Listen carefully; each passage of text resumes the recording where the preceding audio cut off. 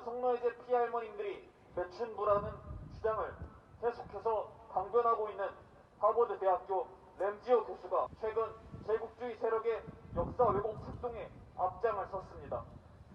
이 주장이 어떤 주장인지 전 세계 온 민중이 똑똑히 알고 있습니다.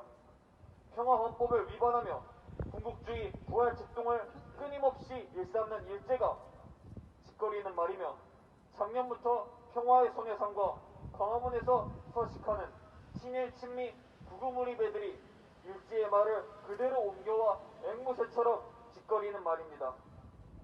이러한 역사 왜곡 발언에 진실성과 객관성이 어디 한 톨이라도 있겠습니까?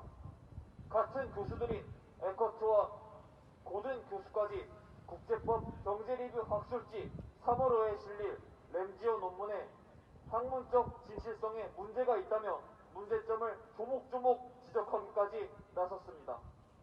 에커트와 고든 교수는 학술지 편집장 요청으로 해당 논문을 검토했다면서 검토 결과 램지오의 주장을 뒷받침할 자료들이 실체가 없는 것으로 드러났다고 밝혔습니다. 특히 논문에서 인용한 문건들을 추적해봤더니 램지오 교수가 일본군 성노예제 피해자가 위안소와 실제로 체결한 계약을 단 한 건도 찾아보지 않은 것으로 드러났다고 말했습니다. 심지어 램지오 교수가 중국 상하이 위안소 계약서라고 제시한 문건은 일본군 성노예제 피해자가 아니라 술집에서 일하는 일본인 여성 바텐더의 계약서 표본인 것으로 확인됐다고 밝혔습니다. 아울러 해당 논문엔 일본군 성노예제 피의자의 계약과 관련해 문서화된 제3자의 진술은 물론 구술 증언조차 없다고 밝혔습니다. 교수들은 이처럼 램지오 교수가 자신의 주장을 뒷받침할 증거나 관련 문건을 제대로 제시하지 않은 점을 지적하며 이는 최악의 학문적 진실성 위반이라고 비판했습니다. 또한 에커트 교수와 고든 교수는 학술지에 해당 논문의 게재를 보류하라고 요청하는 한편 자체 조사를 벌여 그 결과에 따라 철회시키라고 요구했습니다. 이러한 역사 왜곡 측동이 계속 이어지는 것은 단순히 학문적 진실성 문제를 넘어 결국 제국주의 세력이 전 세계 온 민중의 투쟁으로 끝장날 날이 다가오고 있는 것과 같습니다.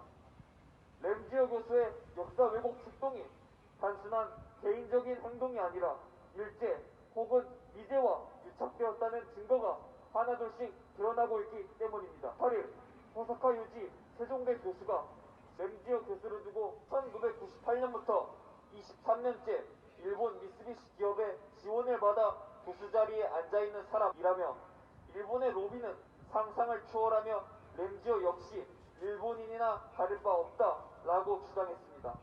한마디로 일본이 미국을 상대로 많은 자금을 투여해 로비 활동을 펼쳤으며 그 대표적인 결과물이 램지오 교수라는 것입니다. 1970년대에 미쓰비시는 100만 달러를 기부해 하버드에 일본을 연구하는 석좌 교수 자리를 따냈고 1998년엔 이 자리가 정식 교수로 승격됐습니다. 바로 이 수혜자가 램지오 교수입니다. 램지오의 하버드대 교수직 공식 명칭이 미쓰비시 교수라는 사실은 이미 여러 매체 보도를 통해 드러났습니다. 이 직함은 일본 미쓰비시 그룹이 하버드에 일본인 학생 장학기금을 조성하고 나서 만들어진 자리입니다. 심지어 미국의 유명 대학의 속칭 미쓰비시 교수, 이산 교수 같은 일본 재단만이 아니라 일본 외무성에까지 재정 지원을 받는 싱크탱크가 존재한다는 사실이 드러났으며 그렇게 지원을 받는 다수 학자들이 램지오의 논문에 관여한 정황도 파악되고 있습니다. 미제와 일제가 유착되었다는 명백한 증거가 나오는 것은 이번 램지오 교수에 대한 것만이 아닙니다. 미제와 일제의 유착 관계는 이미 전 세계 온 민중에게 똑똑히 알려진 지 오래입니다. 조 바이든 미국 행정부가 대북 문제를 고리로 미, 일, 남 3자 공조의 복원을 시도하는 모양새입니다. 바이든 행정부 출범 이후 처음으로 미일남 외교 당국자가 18일 화상으로 얼굴을 맞대고 대북 문제를 협의하는 자리가 체제가 마련된 것입니다. 북핵 문제를 인도 태평양 지역에서의 외교 정책의 최우선 현안인 바이든 행정부로선 미남 3자 협력 틀의 공고화가 중요합니다. 그런데 일본과 남이 역사 문제를 놓고 갈등하는 상태를 이어가는 것은 부담일 수밖에 없다는 것을 대놓고 드러냅니다. 미국은 그동안 한국 협력과 관련해 이 지역에서 한국, 일본보다 더 중요한 동맹은 없다. 파트너들과 긴밀히 조율하지 않을 가능성이 더 우려된다. 등 미남 조율의 필요성을 역설했으며 미 국무부는 최근 일본과 남의 갈등에 대해 한일 사이의 긴장은 유감스러운 일이라며 우리는 협력을 심화할 기회를 모색할 것이라는 입장을 밝혔습니다. 역시 오바마의 정책을 그대로 계승하며 제2의 오바마라고 불리는 바이든 행정부다운 말입니다. 우리는 2015년 12월 28일 체결된 내국적인 한일 합의를 다시금 기억해야 할 때입니다. 할머님들이 그토록 원하시던 공식 사죄와 법적 배상이 들어가 있지 않으며 단돈 10억엔의 일본군 성노예제 문제를 최종적이고 불가역적으로 끝내버린 그 합의, 게다가 이면 합의로 소녀상 철거까지 설득한 그 합의입니다. 당시 한일 합의를 조정한 오바마가 내뱉던 말을 똑같이 반복하고 있는 것이 바이든 행정부입니다. 바이든 행정부가 제2의 한일 합의를 조정하지 않을 것이라고 그 누가 장담할 수 있겠습니까? 제국주의 세력은 이러한 역사 왜곡으로 우리 민족의 얼을 짓밟고 있는 것입니다. 어디 이뿐이겠습니까? 제국주의 세력은 우리 민중의 삶을 경제적으로 파탄내고 있습니다. 주남미군 방위비 분담금이 제19차 협상에서 타결된 2019년도 방위비 분담금의 규모 1조 389억 원에서 13% 인상을 골자로 타결될 전망이라는 소식이 들려오고 있습니다. 최종 합의 내용에 남 국방 예산의 의무적인 확대와 남이 특정 군사 장비를 구매하겠다는 내용이 포함될 수 있으며 최종 합의가 수주 안에 나올 수 있다고 관측했습니다. 13% 인상된 방위비 분담금과 더불어 군사장비 구매 비용까지 생각한다면 천문학적인 비용이 아닐 수 없습니다.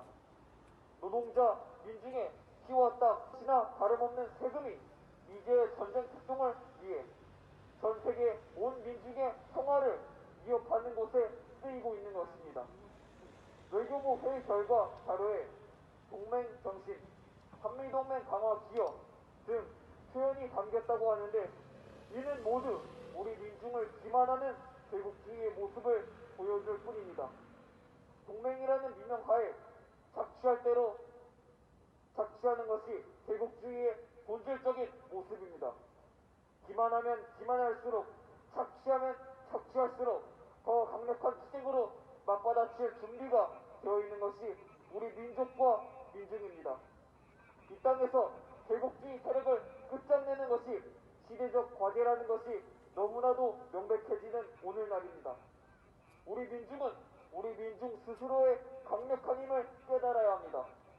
제국주의 세력을 끝장내는 것만이 가장 빠르게 민중민주의 새 세상을 쟁취할 수 있는 길입니다. 우리 민족과 민중은 분단의 멍해와 착취의 굴레를 분쇄하고 자주 민중민주 평화통일의 새 세상으로 전진 또 전진할 것입니다. 그 길에서 우리 민중민주당 학생위원회가 최전선에서